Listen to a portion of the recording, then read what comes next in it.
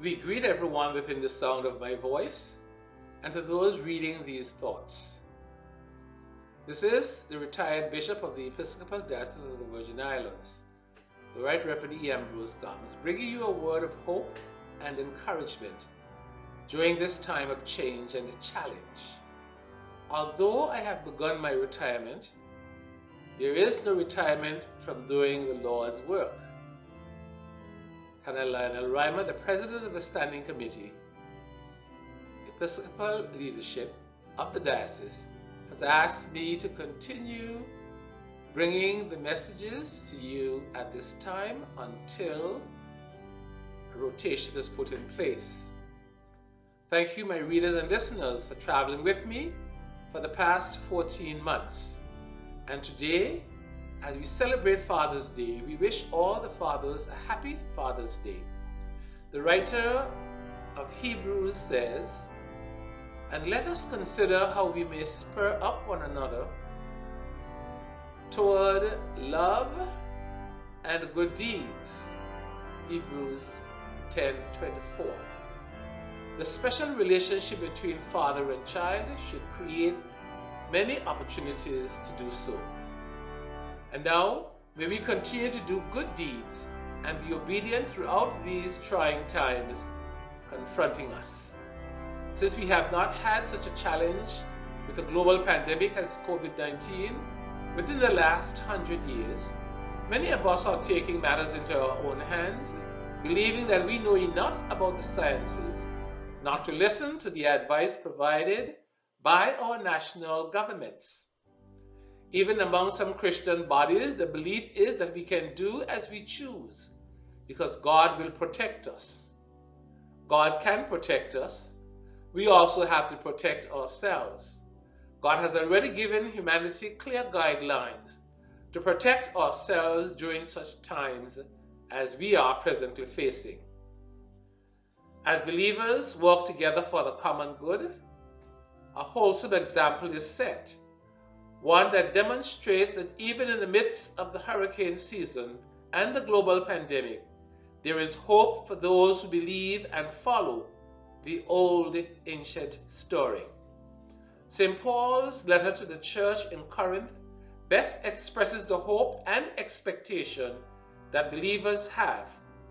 Paul wrote, "As servants of God, we have commended ourselves in every way through great endurance in affliction, hardships, calamities, beatings, imprisonments, riots, labors, sleepless nights, hunger, by purity, knowledge, patience, kindness, holiness of spirit, genuine love, truthful speech, and the power of God, with the weapons of righteousness for the right hand and for the left, in honor and dishonor, in ill repute and in good repute."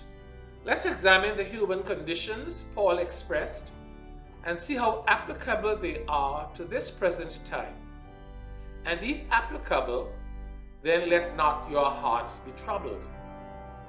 If we believe Paul's testimony, which was given on behalf of a whole community of believers, then we have a hope that shall endure and produce the fruit for which it was purposed. We should not have to worry unnecessarily because we also know that the word stands fast forever and cannot be changed. Isn't that the reason we sing, "On Christ the solid rock I stand, all other ground is sinking sand"? Yes, we have an anchor that can keep us in the midst of the present storms of life and bring us safely to the promised places that were prepared for all who believe. My friends, be not afraid, our help is near, at an arm's reach or within our hearing, if we desire to take hold of it, read it, or listen to it, so we may gain knowledge for living through the present overwhelming times. Friends, in times like these, there is a place where the searching soul can find a refuge and not be dismayed. in spite of the change and decay that may be all around us. We may liken our present time to a great windstorm, which should be very familiar to all who experienced the hurricanes of 2017. Those who took the necessary precautions and prepared themselves live to tell the story. For the followers of the way, we know that in life there will be trials and tribulations. But we were not brought this far to be abandoned. One songwriter said, "When waves of affliction sweep over our soul and sunlight is hidden from view, if ever you are tempted to fret or complain, just think of God's goodness to you." Though some of us may find that the storms of life are threatening the safety of our souls, even then we are more than conquerors if we know that there is someone who keeps company with us, and all we have to do is breathe God's name in prayer. The psalmist tells us that when we cry out to the Lord in our times of trouble, the Lord delivers us from our distress.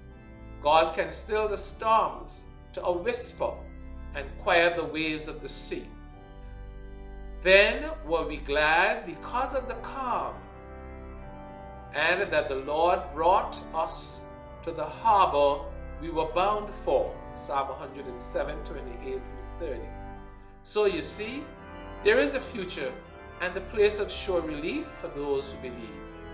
Hear what the psalmist says to the most vulnerable, the most affected, and the most afflicted among us.